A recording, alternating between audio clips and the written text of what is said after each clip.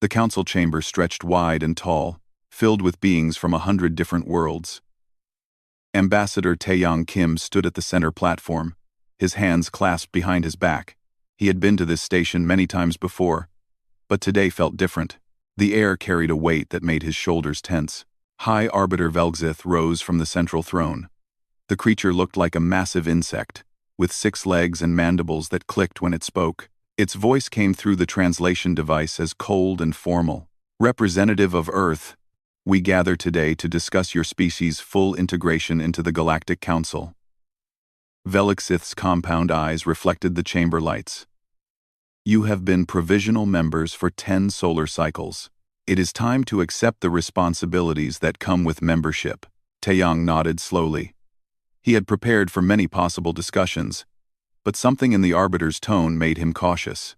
A reptilian delegate named Thrum slithered forward. His scales gleamed under the lights, and his forked tongue tasted the air. All young species must contribute to the Council's prosperity. This is ancient law, written before your world even developed spaceflight. We are willing to contribute, Taeyang said carefully. Earth has resources, technology, cultural exchanges to offer. Those are insufficient, Velgzith said. The bluntness surprised Taeyang. The tribute we require is specific.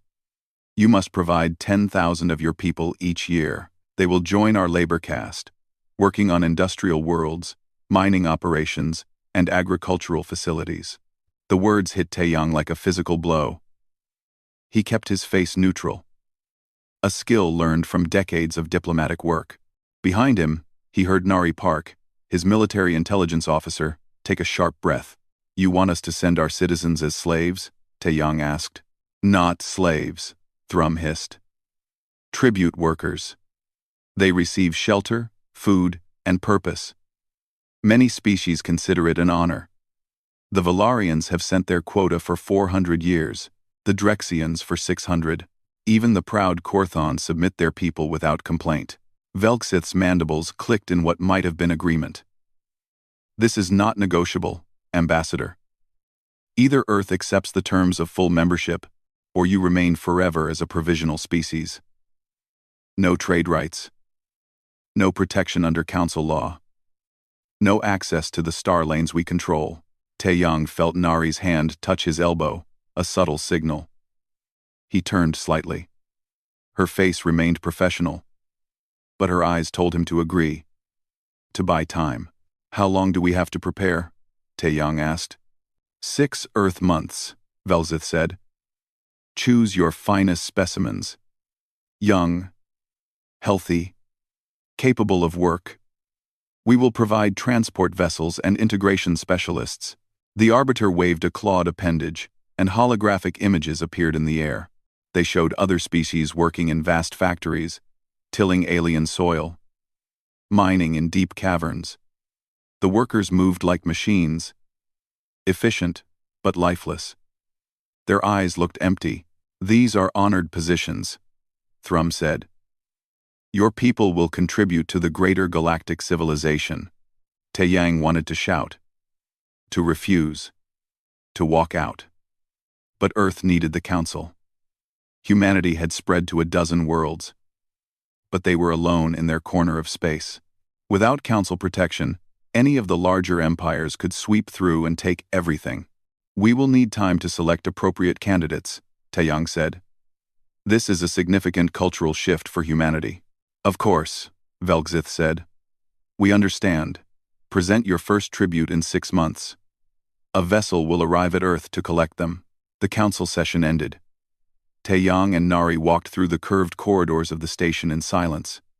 Other species passed them, some nodding in respect, others ignoring the humans entirely. When they reached their private quarters, Nari locked the door and activated the security field. They want slaves, she said flatly. 10,000 people every year. That is insane.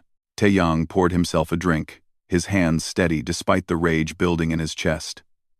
Every species that joins the council does this. It is their system. They have been doing it for thousands of years. And we just accept it? Nari's voice rose.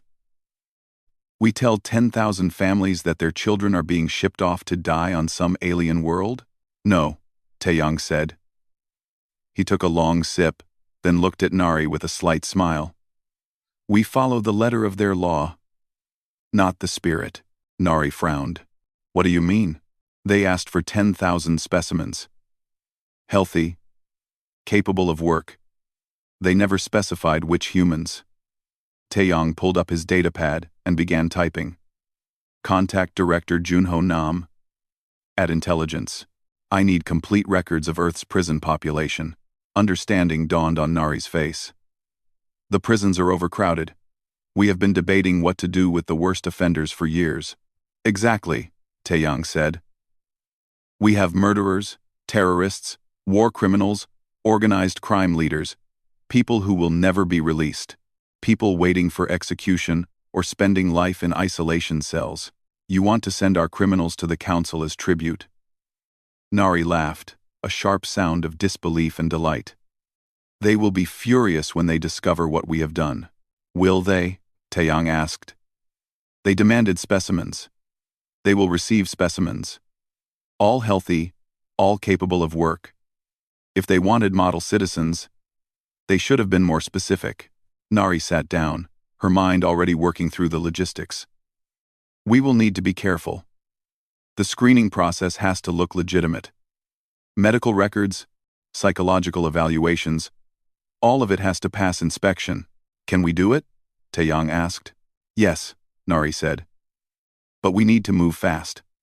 6 months is not much time to process 10,000 prisoners and make it look like a legitimate volunteer program. Taeyang finished his drink and stood. Then we start now. Contact every maximum security facility on Earth and the colonies. I want a list of every prisoner serving life without parole. Everyone on death row. Everyone deemed too dangerous to ever release. What do we tell them? Nari asked. The truth, Taeyang said. That they have a choice. They can die in a cell on Earth, or they can take their chances in space. Either way, they are no longer humanity's problem. Nari nodded and began sending encrypted messages. Taeyang looked out the window at the stars beyond the station. Somewhere out there, the Council's labor worlds waited. Soon, they would receive Earth's tribute. 10,000 of the worst humans ever born, criminals and killers, sociopaths and monsters. The Galactic Council had demanded tribute. Humanity would comply, and the galaxy would never be the same. The fluorescent lights buzzed in the office of Warden Jinwoo Choi. He sat behind his desk, reading the classified message for the third time. Outside his window, new Seoul maximum security prisons spread across the landscape like a concrete fortress. Inside those walls lived the worst criminals humanity had ever produced. This has to be a joke, Jinwoo muttered. But the government seal on the message was real. The authorization codes checked out. Earth's government wanted him to select prisoners for something called the Council Tribute Program. A knock on the door interrupted his thoughts. Come in, he called. Dr. Hana Lee entered, carrying a tablet. She was the prison's chief psychologist, a woman who had spent 15 years evaluating the minds of killers and monsters. Nothing surprised her anymore. You called for me, Warden? She asked. Jinwoo gestured to the chair across from him. I have a job for you, an unusual one. We need to evaluate prisoners for off-world transfer. Hana raised an eyebrow. Off-world? Like the colony ships? Something like that, Jinwoo said. He slid the tablet across the desk. Read this. Then tell me if you think we can actually do it. Hana read in silence. Her expression changed from curious to shocked to something that might have been dark amusement. When she finished, she looked up at Jinwoo with a slight smile. They want us to send our worst prisoners to aliens? She asked. And make it look like we are sending volunteers? That is the plan, Jinwoo said. Can it work? Hana leaned back in her chair, thinking. It can work. Most of our worst offenders would take any chance to leave their cells. Some are smart enough to know this is not a real opportunity, but they will go anyway. Better to die trying something new than rot here forever. I need you to evaluate candidates, Jinwoo said. 10,000 from this facility and others across Earth. They need to pass basic medical and psychological screening, The aliens cannot know what they are getting. What kind of screening? Hana asked. Healthy enough to work, sane enough to follow basic instructions. But we can hide the important parts, their violence, their criminal records, their complete lack of morality. Jinwoo pulled up files on his screen. I have already started making a list. Over the next 2 weeks, Hana interviewed hundreds of prisoners. She sat in the sterile white room, separated from them by reinforced glass, and asked them questions. Most of them lied, some told the truth, all of them were dangerous. The first candidate was Eugene Han. He had been special forces once, trained by the military to kill efficiently. Then something broke inside him during a mission. He had murdered 47 civilians before being stopped. The report said he showed no remorse. Do you understand what the program offers? Hana asked him. Eugene sat perfectly still, his eyes cold and calculating. You want to get rid of me. Send me somewhere I become someone else's problem. I accept. Why? Hana asked. You could stay here. You are fed. You have shelter. I am bored, Eugene said simply. Here. I wait to die. Out there. Maybe I find something interesting. Either way, I do not lose anything. Hana made notes. You will be working for aliens. Following their rules. Can you do that? Eugene smiled, a cold expression that never reached his eyes. I can follow rules when it suits me. And when it does not, I am very good at making new ones. The next candidate was Sora Kang. She had been a hacker and terrorist, responsible for crashing an entire city's infrastructure. 23 people died in the chaos. She did it, according to her confession, because she wanted to see if she could. Space, Sora said, leaning forward eagerly. You are offering me space? Real aliens and their technology? You will be a worker, Hana said. Manual labor, most likely. Sora laughed. You think I care? I get access to alien systems, alien computers, alien networks. Do you know what I could learn? What I could do? Hana saw the gleam in Sora's eyes. This woman was not thinking about escape or survival. She was thinking about opportunities. You understand you might not come back to Earth? Good, Sora said. Earth got boring. The interviews continued. Minho Bay, a crime boss who ran half the underworld from inside his cell. He had ordered hundreds of murders, controlled drug and weapons trades across 3 planets. He listened to the offer and nodded once. I assume I keep my leadership skills? Minho asked.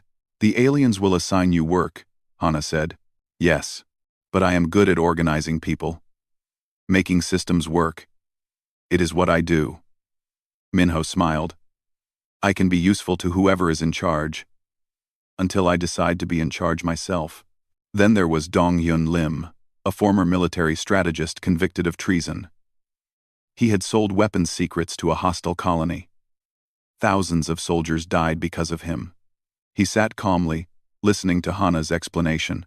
Fascinating, Dong Yun said. The aliens use a tribute system. That suggests a feudal structure, possibly enforced through economic or military dominance. They must have weaknesses in their system, or they would not need constant labor inputs. This is not a strategy game, Hana said. Everything is a strategy game, Doctor. Dong-Yun replied. I accept your offer. I would like to see how alien systems work. Maybe I can improve them. Minjio came next. A doctor who had poisoned 17 of her patients over 3 years. She did it slowly, carefully, studying their reactions. When asked why, she said she wanted to understand death better. Will there be medical facilities where we are going? Minji asked. Probably, Hana said. Labor camps need medical staff. Then I will be useful, Minji said. I know human biology better than anyone, and I am very interested in learning about alien biology. The list grew. Sung Ho Yun, an explosives expert who had bombed government buildings. Tae Hyung Shin, a serial killer with 38 confirmed victims. Eunji Park, a cult leader whose followers committed mass suicide at her command, each one worse than the last. After a month, Hana returned to Jinwoo's office with her final report. "We have our 10,000, she said, placing the tablet on his desk. Every single one of them passed the basic health screening. Psychologically, they are all rated as cooperative and capable of following instructions." Jinwoo looked at the files. He knew what those ratings meant. Cooperative as long as it benefited them. Capable of following instructions when it suited their purposes. "The aliens will not know what hit them," Jinwoo said quietly. "No," Hana agreed. "They asked for humans. We are giving them humans. Just not the kind they expected." 3 months later, the selected prisoners gathered in a massive warehouse converted into a processing center. They went through medical scans, received identification chips, and listened to speeches about their important role in representing humanity to the stars. Eugen stood among them, watching everything. Around him, he recognized others. Killers, thieves, terrorists. All of them pretending to be grateful for this opportunity. Some might actually be grateful. Most were simply curious about what came next. A government official gave a speech about honor and service. Eugen barely listened. His eyes found others in the crowd, making silent assessments. That one was a fighter. That one was smart. That one would be dead within a week of arrival. He smiled to himself. The aliens wanted workers. They were about to get something very different. Earth's worst were going to the stars. The transport ship landed on Helix 9 with a dull thud. Eugen stood with the other prisoners in the cargo hold, feeling the artificial gravity shift as they touched down. Through the small windows, he could see a gray landscape dotted with massive industrial complexes. This was their new home. Overseer Krill Nash waited at the landing platform. The alien had 4 arms, each ending in delicate manipulators. Its skin was a pale blue, and its face had too many eyes. When it spoke, the translation device on its chest turned the sounds into words the humans could understand. "Welcome, tribute of Earth," Krill Nash said. "You have been selected for the honor of serving the Galactic Council. Follow the guides to your assigned sectors." Other aliens, smaller and wearing what looked like guard uniforms, herded the humans into groups. Eugen went with his group through corridors that smelled of oil and metal. They passed other tribute workers from different species. These aliens shuffled along slowly, their eyes downcast, their movements automatic. "They look dead," Sora whispered beside Eugen. She had been assigned to the same sector. "Like machines wearing skin. They have been broken," Eugen said quietly. "Trained to accept this life." They reached a large dormitory filled with bunks stacked 3 high. Krill Nash's voice came through speakers in the ceiling. "You will work 12 hours each day. Food is provided twice daily. Medical care is available for injuries that prevent work. Obey all instructions. Resistance is futile and will be corrected." The first week passed in a blur of confusion. The humans were assigned to different jobs across the facility.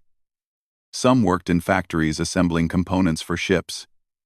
Others loaded cargo or maintained machinery. The work was hard but not impossible. The problem started on day 8. A guard tried to discipline Taehyung for moving too slowly. The serial killer grabbed the alien's weapon and beat him unconscious with it. Before other guards could respond, Taehyung disappeared into the ventilation system. On day 10, Yoonji organized 50 humans into a work stoppage. They sat down in the middle of the factory floor and refused to move.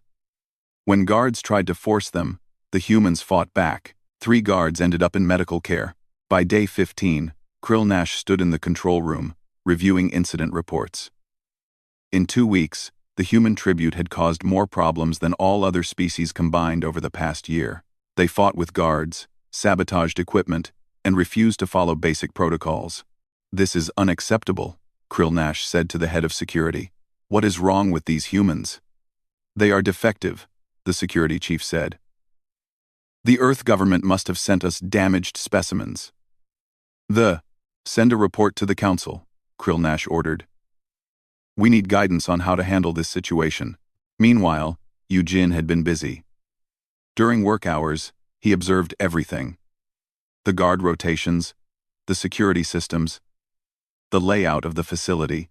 At night, he talked quietly with other humans, building connections. Minho found him on the third week. The crime boss had been working in the storage areas, and he had information. "The security here is terrible," Minho said. "They are used to workers who obey. They have never dealt with people who fight back." Good," Eugen said. "We can use that." "Use it for what?" Minho asked. "Escape? Where would we go? We are on an alien world." "Not escape," Eugen said. "Control.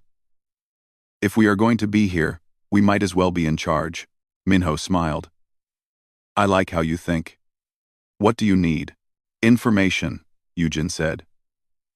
Over the next month, a network formed among the human prisoners. Minho organized supply chains, stealing food and equipment. Sora had found a way to access the facility's computer system through an old maintenance terminal. She began mapping the entire complex and learning about the alien technology. Dongyun studied the facility's operations, identifying weaknesses in how it was run. He shared this information with Yujin, who began planning for something larger. Minji made herself useful to the facility's medical staff. The aliens were fascinated by her knowledge of human biology. She used this access to learn about alien physiology, discovering their weaknesses. Some species could not handle certain chemicals. Others had vulnerabilities to specific frequencies of sound. "We are building an army," Sora said one night, meeting with Yujin in a storage room they had claimed. "But an army needs a purpose. What are we actually trying to do?" Yujin looked at the others who had gathered. Minho, Dongyun, Minji, Taehyung, Yoonji, and a dozen more of the worst humans Earth had sent. They were murderers and terrorists, criminals and sociopaths.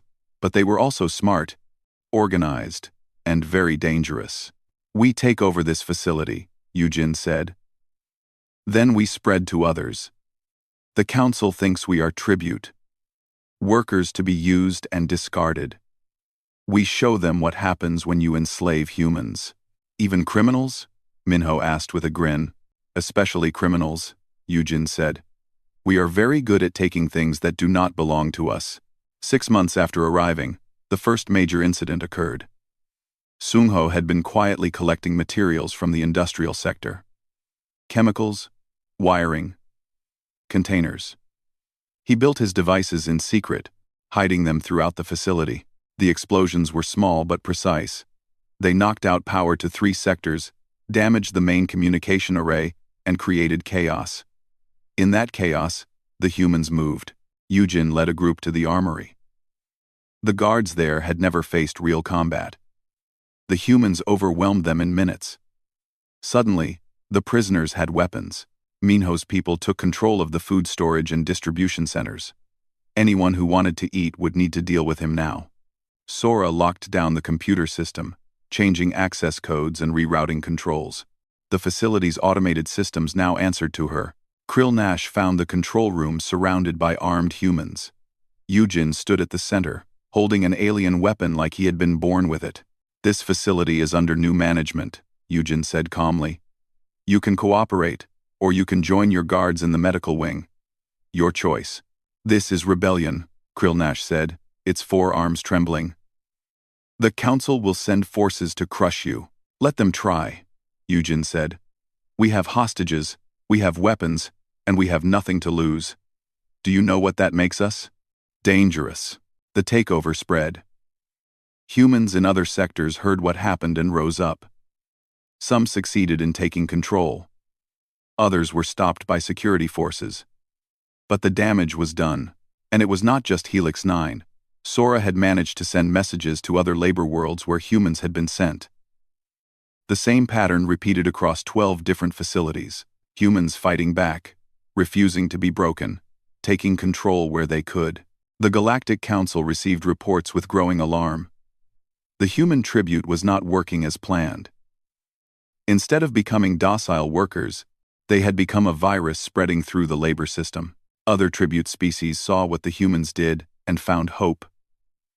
If these newcomers could fight back, maybe they could too. Small rebellions began among the Valerians, the Drexians, even the proud Korthon. The entire tribute system, stable for 800 years, began to crack. On Earth, Ambassador Taeyong received encrypted messages from intelligence agents monitoring the situation. He read the reports with a mixture of satisfaction and concern. "It is working better than expected," Nari said, reading over his shoulder. "The criminals are doing exactly what we hoped, causing chaos." "Yes," Taeyong said. "But now comes the difficult part. The Council will respond, and we need to be ready for what happens next." Taeyong. In space, on a dozen labor worlds, humanity's worst had found a new purpose. They were still criminals, still dangerous, still broken in fundamental ways. But now, they had direction, and the galaxy was learning a hard lesson. Never enslave humans, especially the ones you should fear. Admiral Heijin Song stood on the bridge of the ESS Defiant, watching the data streams flow across her displays. Earth's Navy had been monitoring the tribute situation since the first humans departed. Now, 1 year later, the situation had spiraled far beyond anyone's expectations. "Another facility has fallen," her communications officer reported. Helix 1-4. The humans there coordinated with local Valerian workers. "They control the entire northern continent now." Heijin nodded slowly. "How many does that make?" 47 labor worlds reporting major unrest. 23 are partially or fully controlled by rebel forces. The humans are leading most of them. "Incredible," Heijin said. She pulled up footage from one of the rebellions. Humans fighting alongside aliens, using stolen weapons and improvised tactics. They fought like demons, never surrendering, always adapting. "We sent them our worst criminals. They are becoming revolutionary leaders." On Helix 9, Eugen stood in what used to be Krill Nash's office. Now it was his command center. Maps of the facility and surrounding regions covered the walls. Reports came in constantly from scouts and informants he had placed throughout the area. Minho entered, looking pleased with himself. "The supply chain is running smoothly. We have enough food and materials for 6 months, even if the Council cuts us off completely." "They will do more than cut us off," Eugen said. "They will send their military." "Let them," Minho said. "We have been fortifying. Sungho has planted explosives around every entry point. Donghyun has trained combat teams. We are ready." Eugen was not so confident. They held the facility, yes, but they were criminals and former tribute workers going against the military might of an empire that spanned half the galaxy. The math did not favor them. Sora rushed in, her face flushed with excitement. "I did it. I broke through their encrypted channels." "And?" Eugen asked. "The Council is panicking. They are getting rebellion reports from everywhere. The tribute system is collapsing. Species that have been submitting for centuries are fighting back now, inspired by what we did." Donghyun looked up from the tactical display he had been studying. "That gives us leverage. They cannot crush all the rebellions at once. They have to choose where to focus their forces. But they will focus on us," Eugen said. "We are the catalyst. Remove us, and maybe they can restore order elsewhere." A week later, the Council fleet arrived at Helix 9. 12 warships, each capable of destroying the facility from orbit. But they did not fire. Instead, a message came through on all frequencies. "Human rebels, you are ordered to surrender immediately. Release all hostages and submit to Council authority. Comply or face total destruction." Eugen stood in the communication center, considering his options. Around him, hundreds of humans waited to see what he would do. Some looked scared. Most looked ready to fight. He opened a channel back to the fleet. "This is Eugen Han, speaking for the free people of Helix 9. We reject your authority. This facility belongs to us now. If you want it back, come and take it." The Council commander was a Thalaxian, a species known for their military discipline. Its voice came through cold and professional. "You cannot win. We will destroy the facility and everyone in it. Then you destroy your own infrastructure," Eugen said. "This facility produces components for your warships. Destroy it, and you lose that production." Can you afford that while rebellion spread across your other worlds? There was a long pause. Eugen had gambled that the council needed the facilities intact. It seemed he was right. You have 1 day to reconsider, the commander said. After that, we will board and retake the facility by force. The channel closed. Eugen turned to his gathered people. Prepare for ground assault. They will come in hard and fast. Make every meter cost them. Sung-ho grinned, checking his explosives. Finally, some real fun. The assault came at dawn. Council troops dropped from orbit in armored pods, crashing into the facility's outer perimeter. They were professional soldiers, well-equipped and well-trained. But the humans were not fighting a conventional battle. Sung-ho's explosives turned landing zones into death traps. Buildings collapsed, trapping assault teams. Minho's people hit supply lines, stealing weapons and equipment. Sora hacked the facility's systems, turning automated defenses against the invaders. Eugen led the main defense, using tactics he learned in special forces. Hit and run, ambush, never stay in one place. The humans melted away before superior firepower, only to strike from unexpected angles, but the council forces were too many. Slowly, methodically, they pushed deeper into the facility. Humans fell, injured or killed. The rebels gave ground, falling back to prepared positions. Then something unexpected happened. The Valerian tribute workers, who had been watching from the sidelines, suddenly joined the fight. They had lived under council control for 400 years. They had forgotten what freedom felt like, but watching the humans fight, something woke up inside them. For freedom, a Valerian worker shouted, charging at a council patrol with a piece of industrial equipment as a weapon. Others followed. Suddenly, the council troops faced not just human criminals but hundreds of angry workers from a dozen species. The battle raged for 3 days. The facility became a war zone. Every corridor contested. Every room fought over. The council poured in more troops. But the rebels refused to break. On Earth, Director Junho Nam walked into Ambassador Taeyang's office, carrying urgent reports. The council has sent an official communication. They are demanding we retrieve our tribute workers immediately. Taeyang looked up from his desk. Do they now? What exactly did they say? Junho pulled up the message.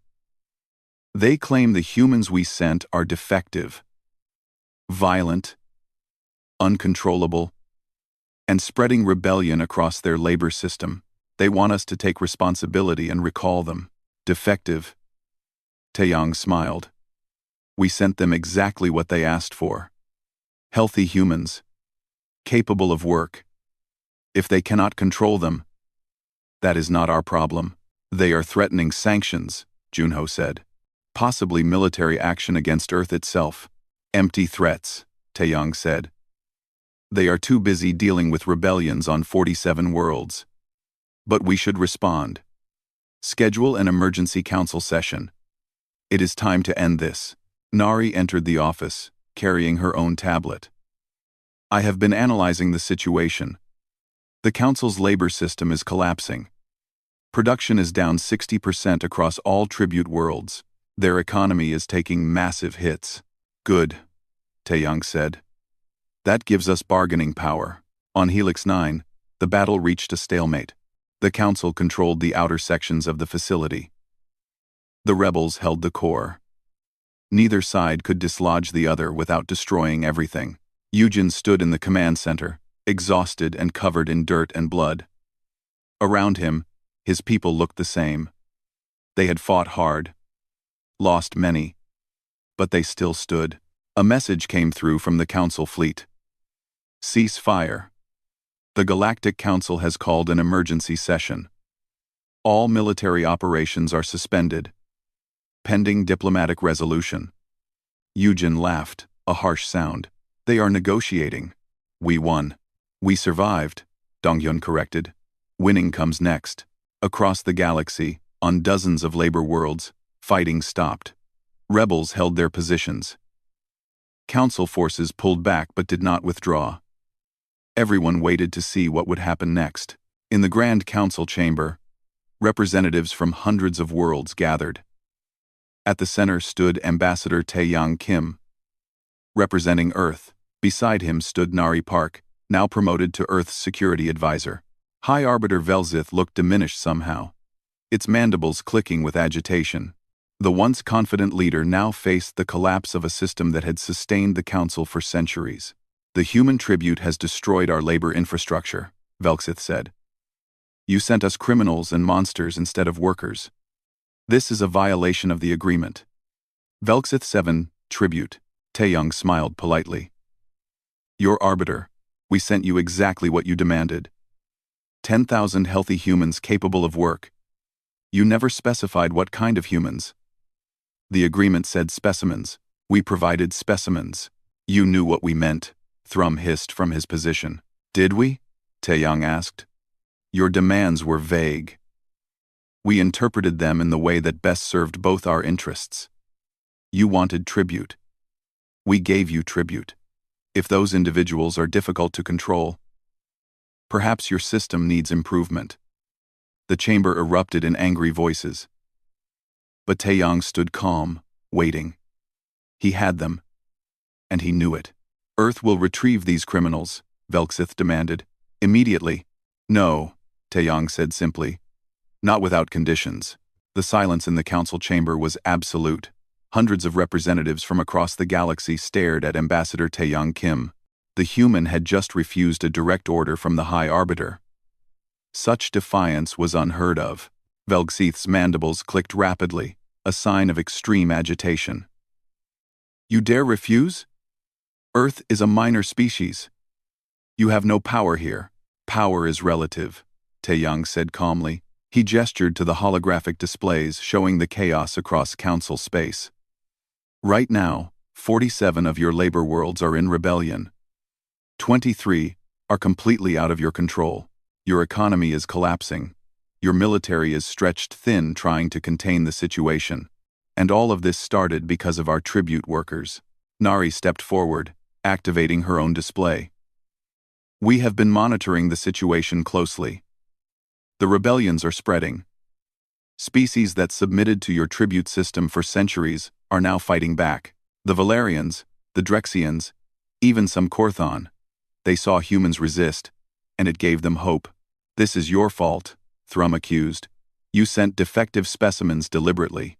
We sent criminals, Taeyang admitted. Murderers, terrorists, the worst humanity has to offer.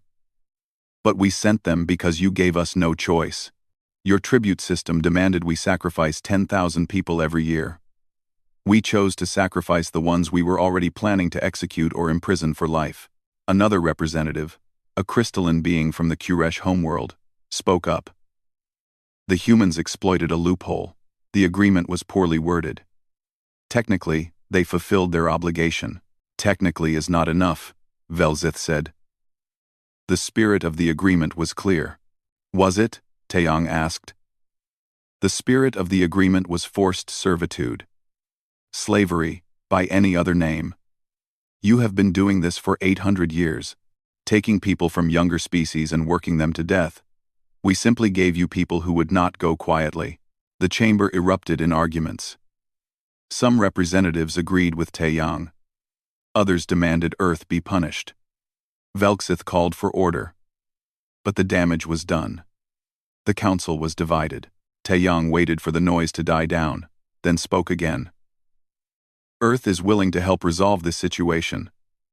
But we have conditions. You are in no position to make demands, Velzith said. I disagree, Taeyang said. Our criminals are currently leading rebellions that threaten your entire economic system. Only we can potentially recall them. That gives us significant bargaining power. So, here are our terms. Nari displayed them on the screens for all to see. The terms were simple but radical. First, the tribute system is abolished immediately for all species. No more forced labor. No more quotas. Impossible, Thrum hissed. Our economy depends on tribute labor. Then change your economy, Taeyang said. Find another way. Hire workers, pay them fairly, treat them like sentient beings instead of tools. Other civilizations, manage without slavery. Second, Nari continued, all current tribute workers from all species are granted full citizenship rights in the Council. They can choose to stay in their current positions if they wish, but they must be paid and treated properly, or they can return to their homeworlds. The cost would be astronomical, a representative protested. The cost of continued rebellion will be higher, Taeyang said. Third, reparations will be paid to all species who lost people to the tribute system over the past 800 years. The chamber exploded again. Representatives shouted in outrage, disbelief, and in some cases, support. The younger species, those still paying tribute, looked at Taeyang with something like hope. The older species, those who benefited from the system, looked furious. Velgzith raised all 6 legs, demanding silence. And what does Earth offer in return for these impossible demands? We will retrieve our criminals, Taeyang said. Well, most of them. We will use our diplomatic channels to convince them to stand down. Without human leadership, many of the rebellions will likely collapse. Your military can then restore order without further bloodshed. Most of them? Velgzith asked. Not all? Taeyang looked uncomfortable for the first time. Some of our people have become leaders to the other species. They have built communities, formed alliances, some may choose to stay, and we cannot force them to return. They are criminals, after all, not known for following orders. This is unacceptable, Thrum said. It is all you are going to get, Taeyang said firmly. The alternative is continued chaos, economic collapse, and possibly civil war across your entire council. So choose. Pride or survival. The vote took 3 days. Representatives argued, made deals, formed alliances. The older species tried to maintain the status quo. The younger species pushed for change. Earth, tiny Earth with no military power and only 10 years in the council, had somehow become the pivot point for the entire debate. Finally, the vote came. The tribute system was abolished by a narrow margin. Citizenship rights were granted to all former tribute workers. Reparations would be paid, though the amounts and timelines were still to be negotiated. Earth had won. Taeyang sent an encrypted message to Helix 9. It reached Yujin in his command center, where he was planning the defense against the next council assault that never came. It is done, the message said. The tribute system is ended. You can come home. Yujin read the message 3 times. Around him, his people waited to hear the news. He looked at them. These criminals and killers who had somehow become revolutionaries. The council has abolished the tribute system, Yujin announced. We won. The cheers were deafening. People hugged, cried, celebrated. They had survived. More than that, they had achieved something none of them ever expected. They had made a difference, but Yujin did not cheer. He looked out at the facility they had taken, the other species they had fought beside, the small community they had built from chaos. Minho approached him. So we go back to Earth? Back to our cells? Some of us will, Yujin said. The deal requires it. The worst offenders, those who are too dangerous. Earth will take them back. And the others? Sora asked, joining them. The others have a choice, Yujin said. He pulled up a separate message, one sent privately from Director Junho Nam. Earth is offering amnesty to those who agree to colonize new worlds. Supervised colonies, still technically prison, but with more freedom, a chance to build something. I want to stay here, Minho said. On Helix 9. We have something started. A real community. Humans and Valerians and others. Working together. Me too, Sora said. There is so much alien technology to study. I am not done learning. Over the next weeks, the criminals of Earth made their choices. The truly dangerous ones, like Taeyang and Yunji, were transported back to maximum security facilities. They had played their part, but Earth could not let them run free. Others, like Donghyun and Minji, accepted positions in the new colony worlds. They would be watched, supervised, but given a chance at something resembling normal life. And some, like Yujin, Minho, and Sora, stayed on the labor worlds they had helped liberate. The Galactic Council, desperate for stability, granted them limited autonomy. They would govern themselves, with council oversight, and help transition the facilities from slave camps to legitimate industrial centers. On Earth, 5 years later, Taeyang stood in his office, now retired from active diplomacy. He looked at reports from the former tribute worlds. Production was actually up compared to the old system. Paid workers, it turned out, were more efficient than slaves. Nari visited him, now Earth's primary representative to the council. We received a message from Helix 9. Eugen is requesting permission to expand their settlement. They want to build a proper city. A criminal building a city, Taeyang mused. Who would have thought? He has changed, Nari said. They all have. In their own ways. Still dangerous. Still flawed. But they found purpose. Something to build, instead of destroy. The council still does not trust us, Taeyang said. They know we manipulated them. Good, Nari said. Trust would make them complacent. Fear makes them careful. They will never make vague demands of Earth again. Taeyang smiled. We turned our greatest weakness into our greatest weapon. Our criminals became our diplomats. Our outcasts became our heroes. Malicious compliance at its finest, Nari agreed. On Helix 9, Eugen walked through the streets of what was no longer a prison camp, but a growing town.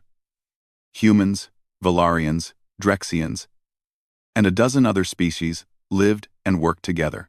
They were not all good people. Many had dark pasts, but they were building something new. A young Valarian approached him, one of the workers who had joined the rebellion. Leader Eugen, we have a problem. Some of the new arrivals are causing trouble. Eugen sighed. There were always problems, but he had learned something during his time here. Problems could be solved. People could change, at least a little. And even the worst criminals could find redemption if given the right opportunity. Show me, he said. As he walked through the settlement, he thought about the strange path that brought him here. He had been a killer, a monster that Earth wanted to forget. The council had tried to enslave him. Instead, he had become a leader, a builder, someone who mattered. It was not redemption, not really. He had done too much evil for that. But it was something. A second chance, earned through blood and rebellion. The galaxy had learned a hard lesson. Never try to enslave humanity. Not even the parts humanity wanted to throw away. Because humans, even the worst ones, would always find a way to turn the tables, and they would never, ever go quietly.